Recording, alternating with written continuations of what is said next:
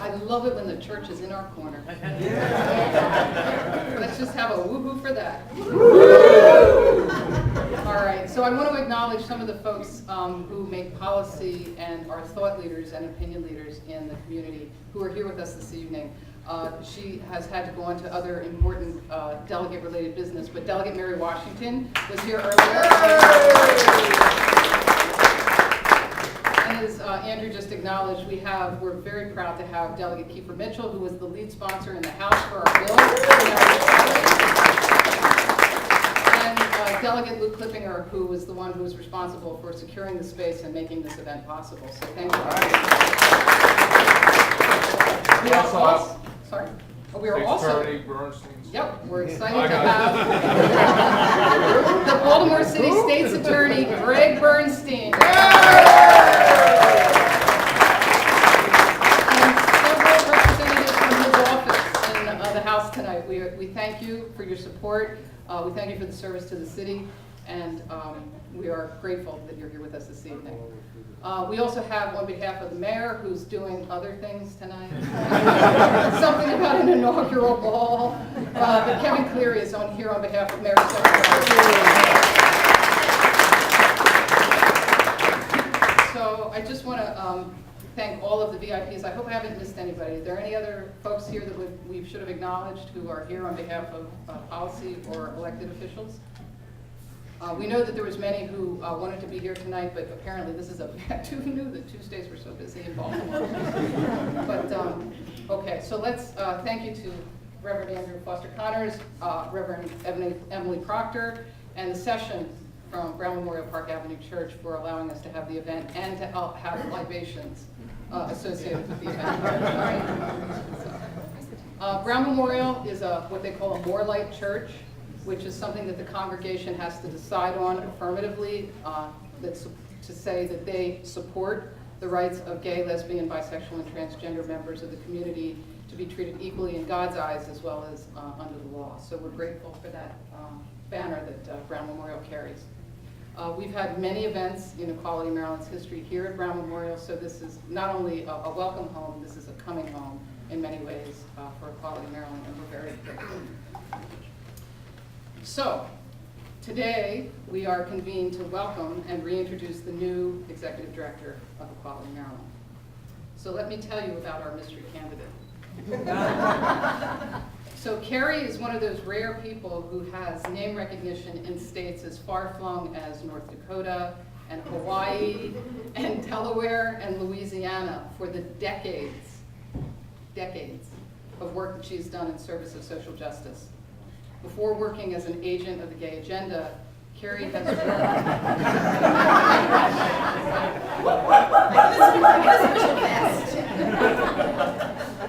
Carrie has worked on behalf of women who are victims of domestic violence and also folks who are displaced indigenous populations, both here in the United States and in Canada, which is her home country. I'm a dual citizen. So she honed her political chops working for the National Gay and Lesbian Task Force and also for the Human Rights Campaign, where she ultimately served as the state legislative director.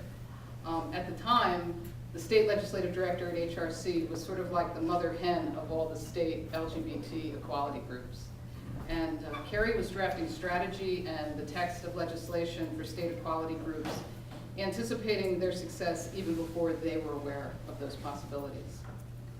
Many of you know Carrie from the years that she served as the policy director at Equality Maryland, and among her many accomplishments was the facilitation and the creation of the Maryland Black Family Alliance, which was the first of its kind organization in the United States, which brought in African American straight allies in support of lesbian, gay, bisexual, and transgender rights. This was Carrie's brainchild.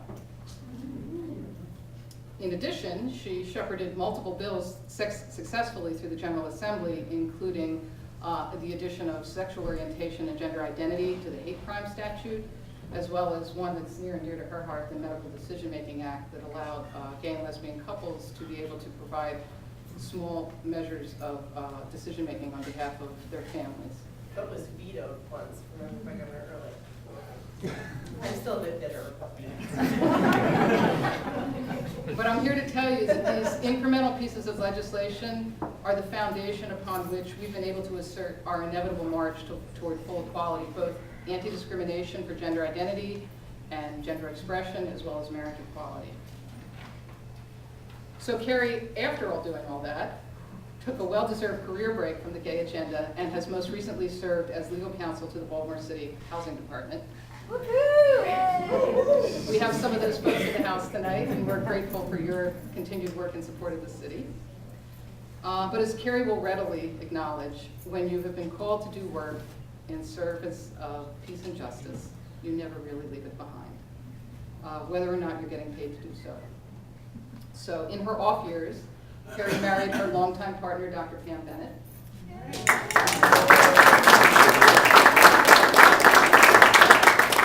And as well, she continued on as both a volunteer and a fierce advocate for the rights of the transgender community, both in Baltimore and in the state of Maryland. More recently, she was the campaign strategist for Mary Washington's successful effort to become a delegate from the 43rd District in the city of Baltimore.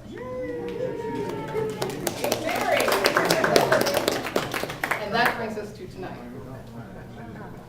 So I can tell you that the search committee for Equality Maryland spent over 3 months vetting over 4 dozen applicants from all over the United States. Our search team consisted of people who included folks who were employed by national LGBT organizations, as well as major donors to the LGBT community, and board members at Equality Maryland, both from the continuing and the new board members. Our charge was to find a smart, strategic, compassionate visionary to lead Equality Maryland and the state of Maryland to the next level of legal wholeness for our community.